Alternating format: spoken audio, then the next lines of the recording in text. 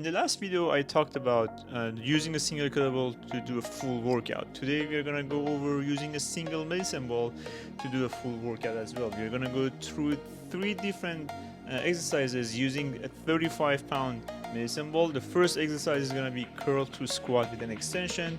You're gonna sit into your usual squat. You're gonna do a bicep curl, bring the ball back to your chest, and when you're coming out of your squat, you're gonna go through a full extension, which means you're gonna bring your knees over your toes, you're gonna bring your hip forward, you're gonna kind of create a half circle with your spine and your back, and bring the medicine ball on one side each rep. So on one rep you're gonna bring it to your right shoulder, on the other rep you're gonna bring it over your left shoulder.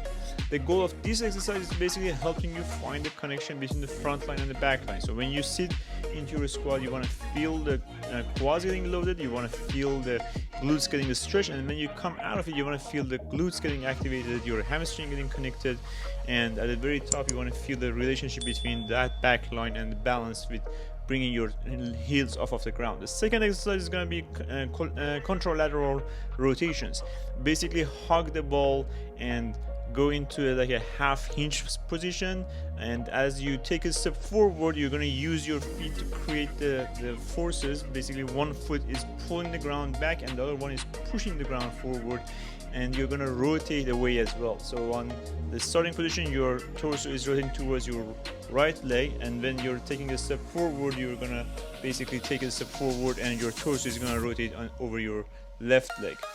Here we are going to kind of graduate from the front and back line connection and find the functional line and also a spiral line as well as we go through the movement. Basically, your lat on one side is going to connect to your glute and your hamstring on the opposite side to find those contralateral connections. And then the third exercise is going to be hinge to press. It's a very similar movement to your usual deadlift on the very bottom of it. So just sit into a hinge, bring the ball to your chest and come out of the hinge. But on the very top portion, I want you to go through sort of like a press movement, with keeping in mind that we are going through extension as well. So it's kind of a combination of a hinge with a thruster with the overhead press. The goal of this one is basically finding the connections of your upper body and lower body, kind of creating the force together rather than segmentizing your movement. What I mean is, when most of the people, when they come through the hinge, when they're around their midline, they just give up. In this movement, you want to go all the way over the head. As always, make sure to like and subscribe for more to come.